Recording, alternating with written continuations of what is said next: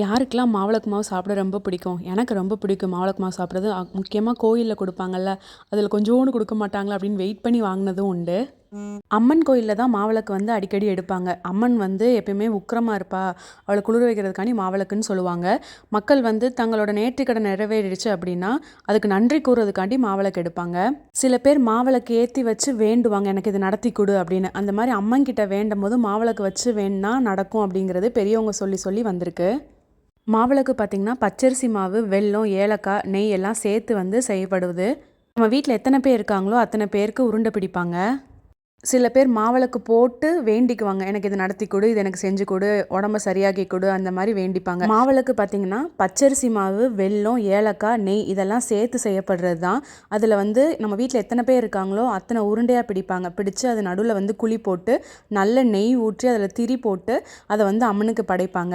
உடம்பு சரியில்லாதவங்களை வந்து கோயிலில் படுக்க வச்சு இதை வந்து உடம்பு மேலே இதை வச்சு வச்சு எடுப்பாங்க. மாவிளக்கு போடுறது வந்து ஒரு பெரிய நம்பிக்கை. நோய்வாய்ப்பட்டிருக்காங்க, இல்லை கண் நோய் இருக்குது, அம்மன் நோய் போட்டிருக்கு அப்படின்னவங்களாம் இதெல்லாம் வேண்டிப்பாங்க.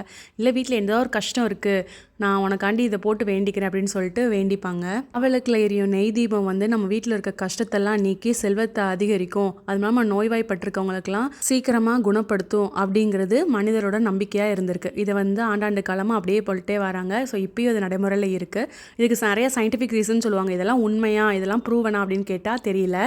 பச்சரிசி மாவு வந்து உடலில் இருக்க உஷ்ணத்தை வந்து கம்மி பண்ணும் அப்படின்னு சொல்லுவாங்க. இது வந்து வெப்பம் நம்மளுக்கு அதிகரிக்காமல் காத்துக்கும்னு சொல்லுவாங்க. அதனால வந்து பச்சரிசியை உட்கொள்ளணும். வெப்பத்தால் ஏற்படும் கட்டி வரும், அம்மன் நோய் வரும், இதெல்லாம் குணப்படுத்தும். அதனால் பச்சரிசியை வந்து இந்த மாதிரி வெல்லத்தோடு சேர்த்து கொடுத்தா எல்லா மக்கள் வாயிலையும் பட்டுச்சும் அப்படிங்கிற மாதிரி தான் முன்னாடி காலத்துலலாம் சொல்லிகிட்டு இருந்திருக்காங்க. இப்போயும் சவுத் ஜோனில் இருக்க டெம்பிளில் நிறையா வீட்லேயே கூட இதெல்லாம் பண்ணுவாங்க. இந்த மாதிரி மாவிளக்கு எடுக்கிறது, அப்புறம் வீட்டில் எல்லாேருக்கும் ஷேர் பண்ணி கொடுக்குறது.